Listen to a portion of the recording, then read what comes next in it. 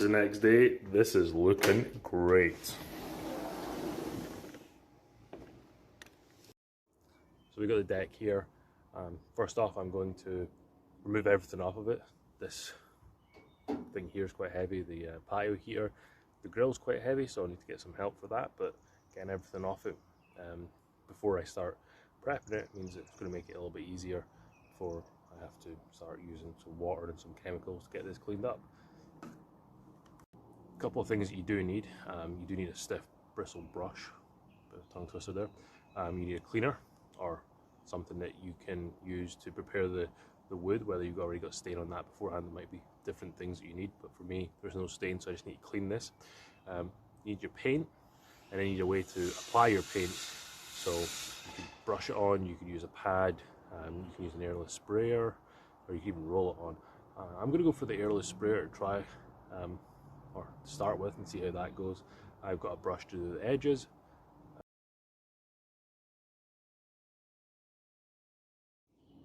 So I got the rest of the deck cleared off last night. I needed some help getting the grill off the deck, so it is another day here. It's actually really warm out, it's 85 degrees, so that's going to help the deck dry once I wash it. But I do have my brush here first. I'm going to get most of the kind of pollen like this off here, get as much of that off as possible, give it a good cleaning.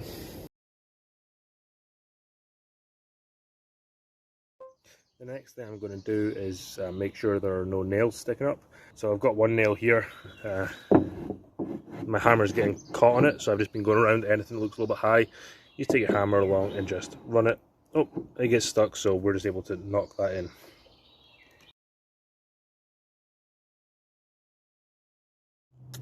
So the deck is ready for cleaning, and the cleaner I chose to go with is this Behr all-in-one wood cleaner. I decided to go with this because I'm actually going with Behr paint.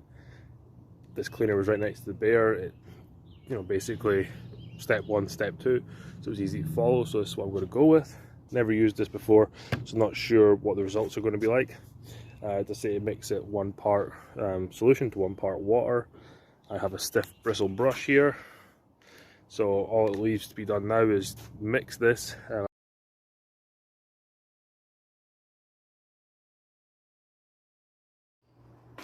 So it is time to start painting the deck here. We are going for a 2-tone combination, so we have a lighter colour on the handrails and a darker colour on the treads. So my first point I'm going to be doing is I'm going to get the rails done. That's going to be easier, I think. So I'm going to start off with a sprayer. It's a Wagner i590. I also have a brush. I'm not too sure how the spraying is going to go. I've only ever sprayed furniture, so I'm not too sure how this will go. So we made a start here. I'm getting it dialed in. A little bit patchy here and there, but I was working on the spray setting, but there's going to be 2 coats on this, maybe even 3. It is meant to be 2, but just try to use the instruction manual to get the best flow rate and the best air pressure. So I'm making really good progress.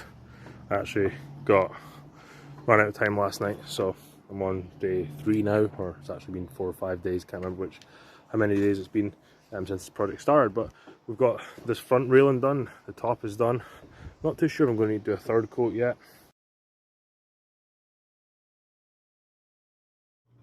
So I did give up on the sprayer, or well, the sprayer gave up on me. Not too sure if the sprayer broke or it just decided to stop working, or it was clogged. But I'm back to the brush, and that's actually quite handy. I wasn't feeling the most confident actually when I did this side over here, because I was spraying and then eventually I kind of gave up. You can see my little spray marks there, and decided just to go for the brush. It was a little bit easier, and then it's over here. It's a little bit slower, but I am getting there. So I'm going to continue on with the brush. You can see all the way down here what I got with the sprayer. Down here, we got this side done.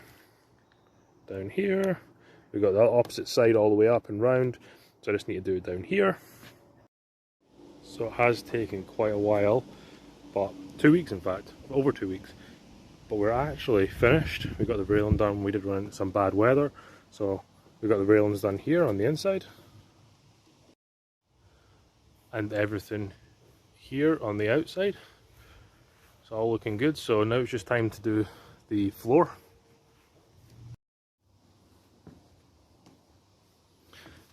So the floor is going to be a different colour actually. It's going to be Wedgwood, which is a blue that looks something like that. So I do need to do a bit more masking off. So for the base, I am going to start with the stairs, work my way down, take everything out, and then come back up, and then start from this side here and work my way to the sliding door. So for the steps here, to protect the railings, I do have some paper here that I'm just going to be able to slot in here, like so.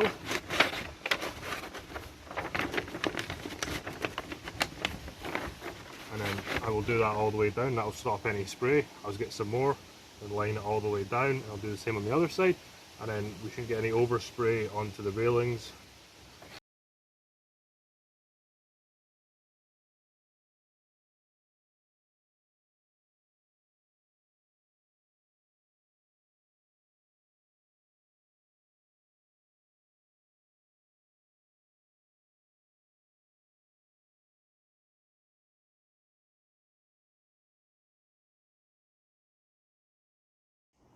First coat on the stairs, and it went down rather well. A little bit more blue than I thought, but let's get the top of the deck done and we can get the second coat on everything.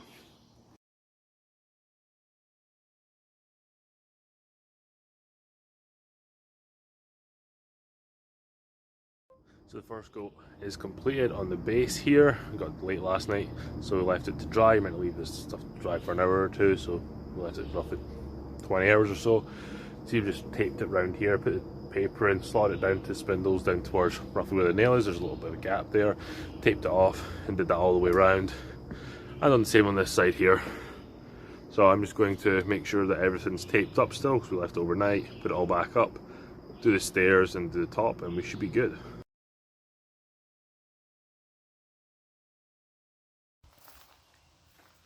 So while the top part of the deck dries, I've just been going along and painting support posts. So I do it in the Cape Cod grey. I was going to do it in the blue, but I think it would have been too much down here.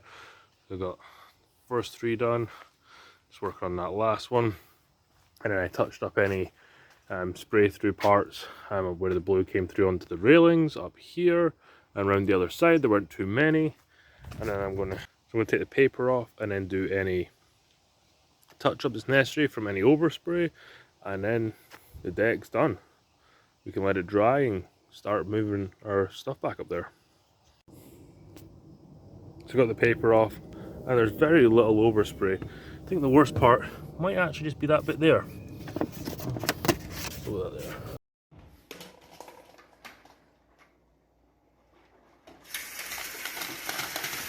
Wow. I mean, this is the next day. This is looking great. It's amazing what a coat of paint does. This is, wow. So here we have it, the finished deck. I'm ecstatic with how this turned out. I mean, going from, well, I've got a picture up of how it looked beforehand to this. The deck is finished. So we cleaned off the deck. We gave it a good scrubbing with a cleaner.